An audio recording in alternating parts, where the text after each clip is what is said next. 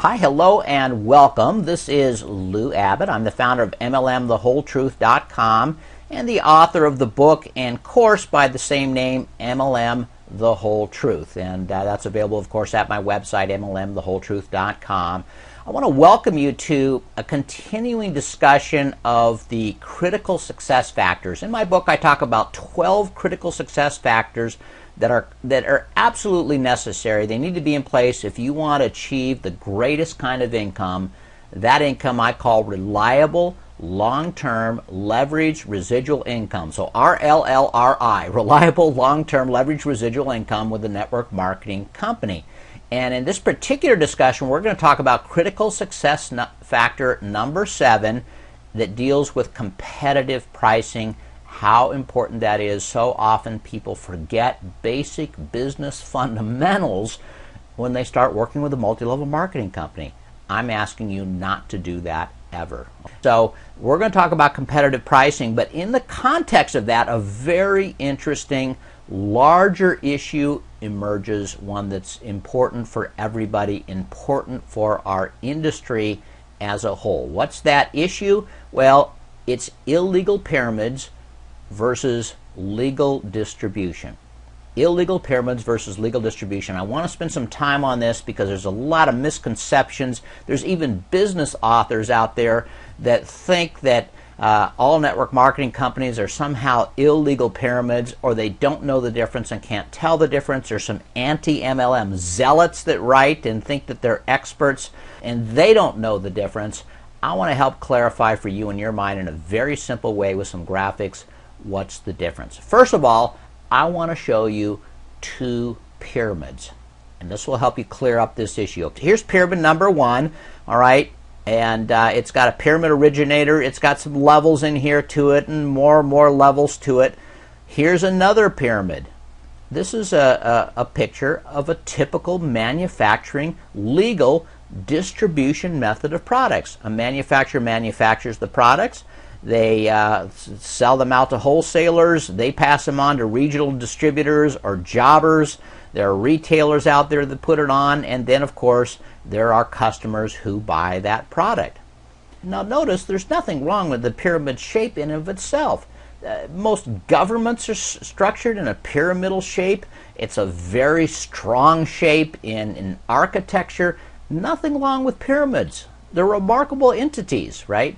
But there are illegal pyramids, and you certainly don't want to participate in one of those, and you ought to know the difference if you're going to be in network marketing, because many people do not. So let me show you a big difference. In both these cases, you have dollars that flow from the lower levels up to the higher levels. It happens in legal distribution methods, right? It happens in illegal pyramids. Money flows. That's not a problem. What is a problem, though, and a distinguishing factor, is that value in a legal distribution function, value always flows back to the customers. So while you have dollars going up, you have value flowing back, and you have lots of customers who with a free will are saying, I happily give my money because I'm getting value. That's the case. Not so in an illegal pyramid. There's no value flowing back to these people up over here.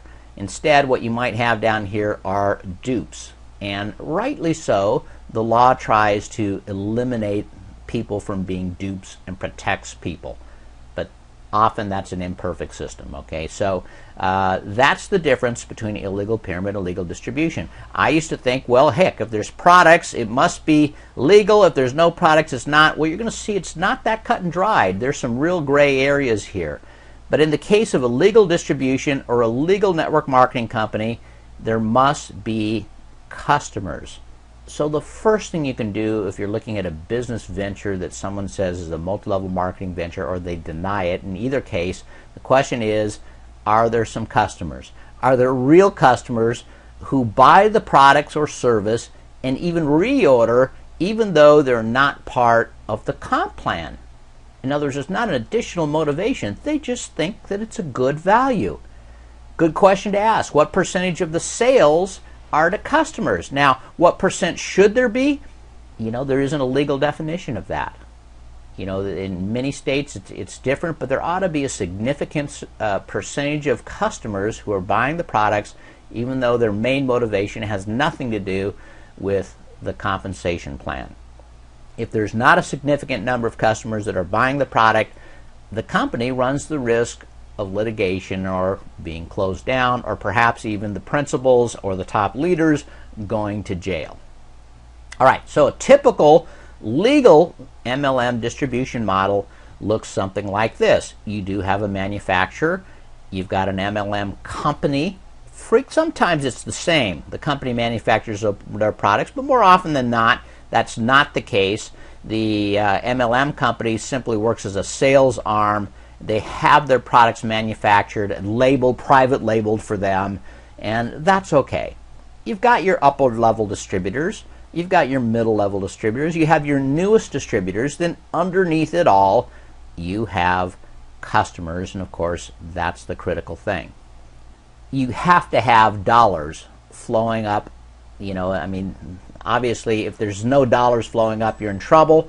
And to be legal, you have to have value flowing back through the ranks to the customers ultimately. Now, here's another question that comes up. It's a myth I want to dispel. Does it matter how many levels there are between the manufacturer and the customers? Does that matter at all? Well, the answer, candidly, is no, right? It doesn't matter at all. All that matters is that there's value flowing and that the customers are happy. I mean, if you had 100 levels and you were paying 100 people between the manufacturer and the customers, but the customers still felt they were getting great value, what difference could it possibly make? Doesn't make any difference at all. Now, is it possible if you have 100 people getting paid before the customers can receive their value? Well, it might. The more levels there are, the more difficult it is.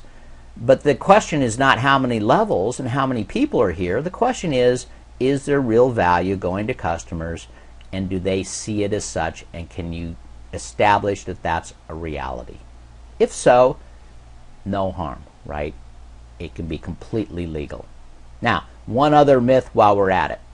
Sometimes people say, well, okay, part of the problem is the people that get in early make all the money, and the people that come late don't make any. In a properly designed network marketing compensation plan, it doesn't matter whether you come in early or you come in later. If the compensation plan allows for it, you should be able to make a lot more money, even though there's hundreds of people above you in the compensation plan. Let me just show you how this works, all right? Let's say this is you up here. You're the very first person in a network marketing company, and you sponsor, this is you, and you sponsor 3 people.